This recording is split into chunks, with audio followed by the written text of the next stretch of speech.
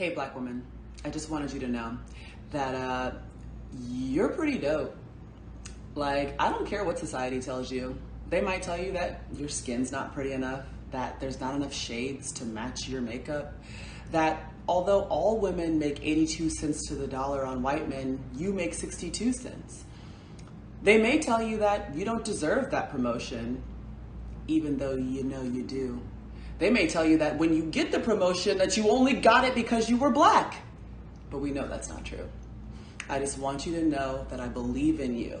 So resist the urge to fall in line. Don't be humble, girl, brag, because you are so fine. You're the only one that can do what you do on a daily basis and never say boo-hoo to anyone, because you are the one, the black woman that's stronger than everyone.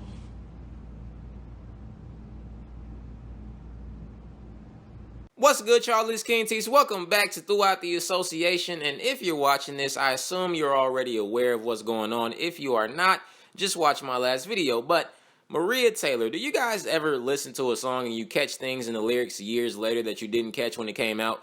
That's what that Maria Taylor video was for me. That Maria Taylor video was actually from August of last year. But as you guys know, the Rachel Nichols phone call that we all heard yesterday was actually from early July of last year. So by the time Maria made that video, she had already heard the Rachel Nichols phone call. So that was very clearly a direct reference to that phone call. We just didn't know at the time. Now, since Sunday, of course, Rachel has been taking a lot of heat, as she should. I mean, when you laugh at the BLM and Me Too movements on top of saying your coworker only got a job you were expecting to get because she's black, there's not really much one can say in your favor. So much so that ESPN has decided to replace Rachel Nichols on the NBA Finals sideline with Malika Andrews, another black woman getting NBA Finals coverage that Rachel was expecting to get. Hopefully, Rachel didn't make any weird phone calls this time.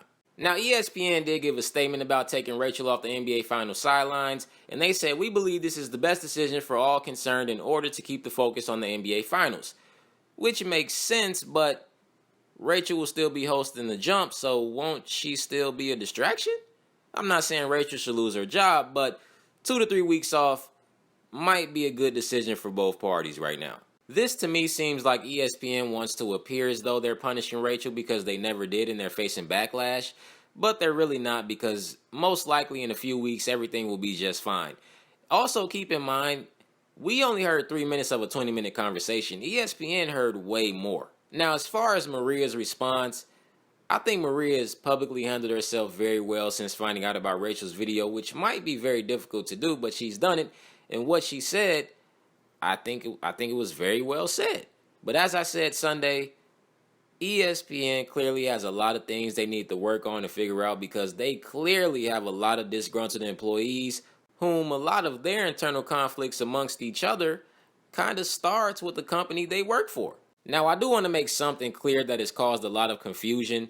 Many seem to believe that Rachel accidentally recorded herself, and that's how we know about this conversation. That's a possibility that Rachel accidentally left her camera on and recorded herself by mistake. That's a possibility. The exact reason no one really knows, or at least it's not public. For whatever reason Rachel's camera was on, that camera goes through to a server at ESPN, and that server is accessible to many ESPN employees. Someone saw this conversation from the server and recorded it on their phone and then sent it to Maria and others. Now, do I think this person did the right thing? Yes, because of the conversation that was being had, and I understand why you would want to make that public, but I also understand why that person was suspended for doing so. But nonetheless, Rachel Nichols has put herself in a situation that will linger for a long time. And the apology she gave yesterday was trash. What you guys think about this, man? And definitely subscribe.